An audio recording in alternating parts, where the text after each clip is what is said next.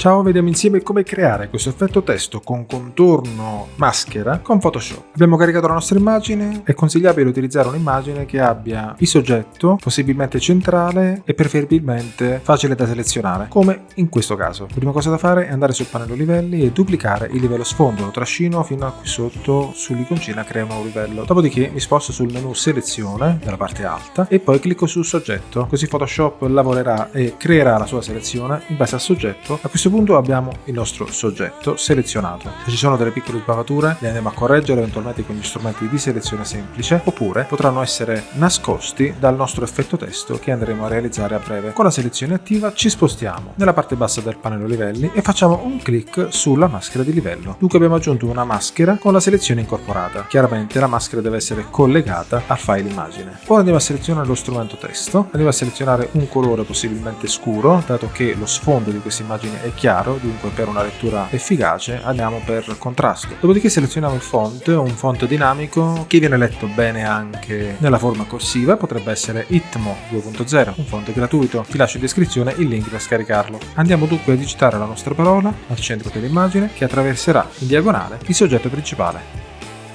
Poi mi sposto su uno dei crocini dell'angolo e lo vado a ridimensionare in questo modo. Confermo dal pannellino dinamico, mi sposto sul pannello carattere che possiamo trovare a fianco al pannello livelli oppure dal menu finestra carattere, vado ad associare la caratteristica del corsivo, dopodiché mi sposto qui sempre su uno degli angoli di trasformazione del nostro testo e lo vado a ruotare in questo senso in modo che attraversi centralmente in diagonale il soggetto della foto. Questo tipo di trasformazioni sono a discrezione in base appunto a quelle che sono le nostre esigenze grafiche del momento. Confermo sempre dal pannellino in alto. A questo punto mi sposto in basso, apro il menu degli stili di livello come vedo dall'iconcina FX e vado ad associare l'opzione traccia, una dimensione di qualche pixel dai 3 ai 5 o ai 7 a seconda di quanto è grande l'immagine e soprattutto di quanto è grande il testo. Diciamo che 5 pixel può andare bene. Posizione interna, quindi una traccia interna. Metodo di fusione lasciamo normale, chiaramente la massima opacità. Colore, in questo caso bianco, perché andremo a dare un bel contrasto tra il colore del testo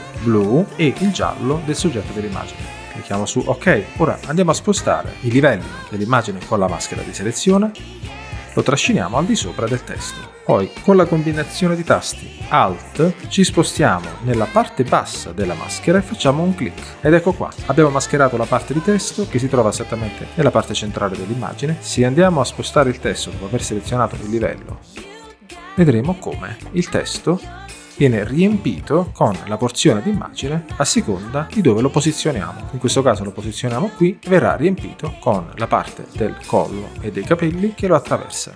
A questo punto non ci resterà che esportare la nostra immagine per il web. Andremo su File, Esporta, Salva per web, selezioneremo un formato che può essere PNG 24 o JPEG, qualità 60, 80 o 100, a seconda di dove lo dobbiamo caricare. Se è un sito web chiaramente andremo sui 60, diminuendo chiaramente le dimensioni dell'immagine, facendo in modo che il peso finale sia tra i 100 e i 200k, oppure se dobbiamo caricarlo su una piattaforma social possiamo anche andare a dare come qualità massima del formato JPEG 100, le dimensioni chiaramente variano in base alla destinazione d'uso, come potrebbe essere un post, una copertina, eccetera. Dopodiché clicchiamo su Salva. Se ti è piaciuto questo video non dimenticarti di iscriverti al canale per non perderti nessun altro video su Photoshop, Illustrator e tanto, ma tanto altro ancora. Ciao, grazie, al prossimo video!